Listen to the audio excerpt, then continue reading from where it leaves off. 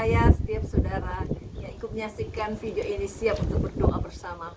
Membangun kerohanian kita lewat doa itu sangat penting.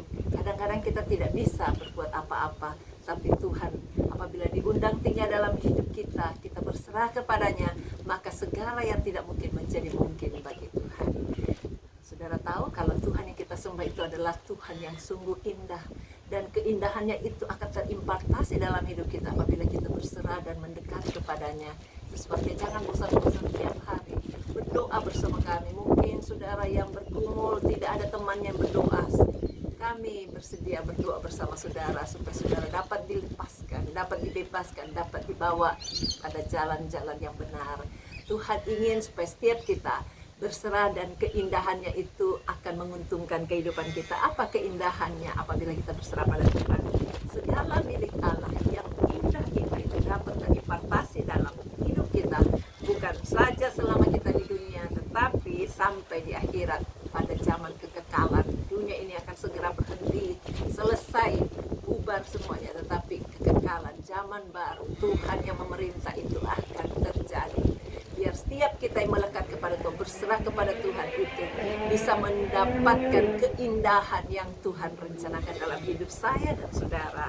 Jadi sukailah perkara-perkara yang menambah selera saudara-saudara, supaya memberi gairah agar mengenal Allah dengan saksama. Saudara mau kan? Kadang-kadang ada roh penyesat, itu soalnya Alkitab tulis dalam Yohanes 4 ayat 2-3 dan ayat yang ke-6 saya bacakan ya, supaya saudara ngerti bagaimana membedakan roh yang menyesatkan dan roh kudus yang sanggup untuk menuntun kita pada jalan yang benar. Demikianlah kita mengenal roh Allah. Setiap roh yang mengaku bahwa Yesus Kristus telah datang sebagai manusia berasal dari Allah, dan setiap roh yang tidak mengaku Yesus tidak berasal dari Allah. Pastikan saudara percaya Yesus. Roh itu adalah roh antikris. Kalau kita tidak percaya Yesus, berarti antinya Yesus Kristus akan merasuk dan memimpin kita. Tapi kita tidak ya. Nah, roh itu adalah roh antikristus, dan tentang dia telah kamu dengar bahwa ia akan datang dan sekarang ini sudah ada di dalam dunia. Kami berasal dari Allah. Barang siapa mengenal Allah, ia mendengarkan kami. Barang siapa tidak berasal dari Allah, ia tidak mendengarkan kami. Itulah tandanya roh kebenaran dan roh yang menyesatkan. 1 Yohanes 4 ayat 2-3 dan ayat yang ke-6. Saya sudah menyampaikan apa yang saya ketahui. Saya harapkan roh Allah yang ada di antara kita itu memenuhi kehidupan saudara, sehingga tidak ada yang patah semangat, tidak ada yang putus harapan, semuanya mendapatkan harapan yang cemerlang. Saya doakan, dan biar sebelum kita berdoa, kita nyanyi lebih dahulu ya. Lagu ini gampang, saya ingin saudara pendengarkan suaramu kepada Tuhan. Penuhilah hatiku dengan roh-Mu ya Tuhan, penuhilah mulutku dengan nyanyian baru, penuhilah jiwa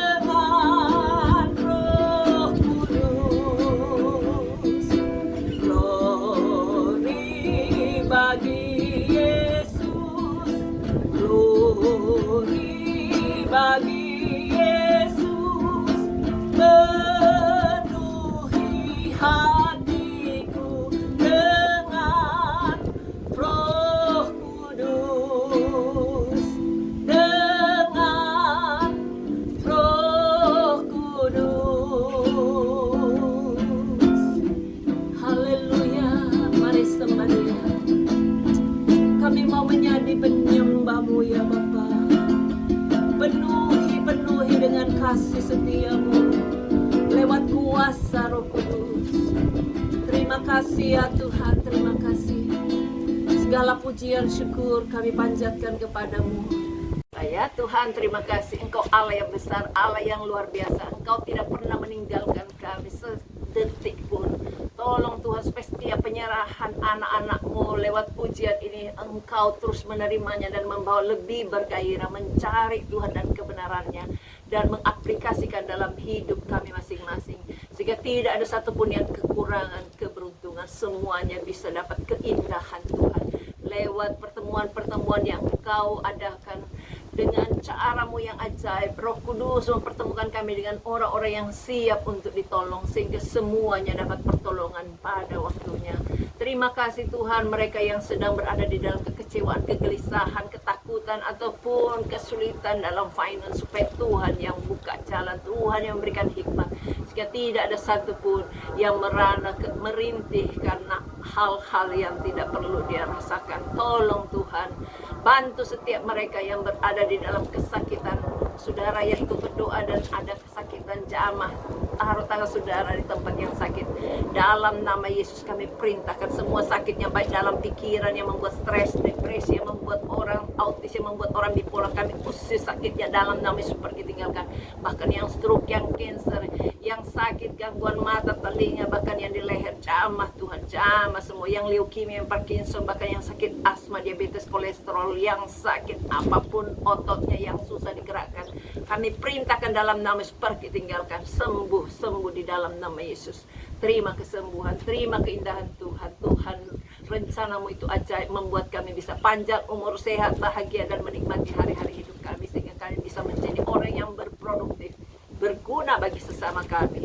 Terima kasih Tuhan, tolong mereka yang berada di dalam kesulitan, keluarga, rumah tangga, ataupun masa depan, studinya, bahkan juga keuangan pekerjaannya, supaya Tuhan yang memberikan cara, jalan keluar yang terbaik.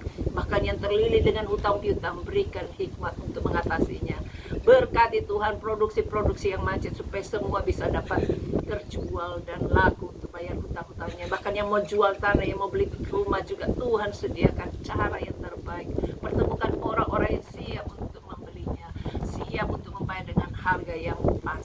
Kami berdoa Tuhan untuk setiap mereka yang mau sewa-sewakan tempatnya, supaya Tuhan juga sediakan penyewa yang baik. Kami bersyukur Tuhan, cara-Mu ajaib menolong setiap kehidupan anak-anak-Mu, baik yang terikat dengan narkoba, drug, minuman keras, bahkan juga rokok, dan juga hal-hal yang merusak karena pornografi. Tuhan tolong, sucikan kehidupannya, bebaskan, kami hancurkan semua pengaruh.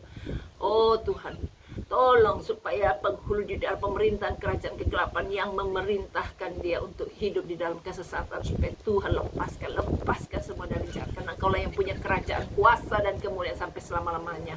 Biar semua keluarga tidak ada satupun yang terikat dengan hal-hal yang merugikan masa depannya. Berkati Tuhan supaya semuanya bisa berharap kepada Tuhan, karena orang yang berharap pada Tuhan tidak pernah dikecewakan.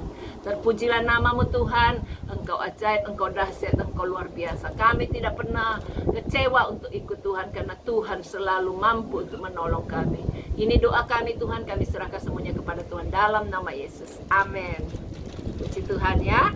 Saya ingin bersaksi satu perkara. Waktu saya berdoa, saya diingatkan Tuhan untuk mencerita kepada saudara. Ketika kami pernah melayani satu orang yang terikat dengan drug, dia itu keluar masuk rumah sakit sampai dokter bosan, lu lagi kok datang lagi, karena dia masih terikat. Bagaimana caranya dilepaskan?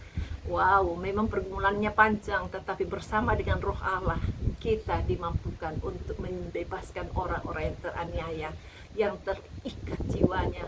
Oh, hari itu memang banyak sekali waktu yang dibutuhkan, pikiran dan doa yang dipanjatkan, tapi ketahuilah Tuhan lebih besar dari semua apapun yang terjadi. Itu soalnya kalau saudara percaya Tuhan, jangan tanggung-tanggung. Roh Kudus itu mampu untuk menolong kita. Kalau kita bilang aku tidak berani dengan Roh Kudus, takutnya roh yang menyesatkan, itu salah. Sama dengan kalau Tuhan kasih garam, kita tidak mau karena pernah lihat ada garam warna hitam, lalu tidak mau makan garam, kan tidak ada rasanya. Roh Kudus juga begitu. Roh Kudus itu adalah roh yang murni, roh yang luar biasa, roh yang mampu menolong kita. Kalau kita percayakan hidup kita itu dipimpin oleh Roh Kudus sanggup untuk menolong kita. Saat itu saya mau ceritakan seperti apa yang saya tadi katakan, orang yang dilepaskan dari drug itu caranya gimana. Doa kita, doa orang benar kalau disatukan akan besar gunanya. Waktu itu ibu dari anak ini berdoa dengan saya, dan saatnya tiba anak itu ketika nafasnya tinggal keempat tes, tinggal satu arah, tidak bisa keluar lagi, pakai infus semuanya sudah di ICU. Tapi kita datang bersama dengan ibunya, kita berdoa mohon Tuhan ampuni anak ini, ampuni Tuhan. Akhirnya nafas dan hidup kembali. Itu singkat cerita. Lalu dia pulang dari rumah sakit, saya monitor dia dan saya arahkan apa yang boleh kamu lakukan, apa yang tidak boleh. Saya kasih buku tentang quality of life, saya bantu isiin sehingga dia sadar. Mungkin saja dulu dia tahu kalau ini salah, tapi tidak ada yang kasih konfirmasi bahwa ini tidak bagus.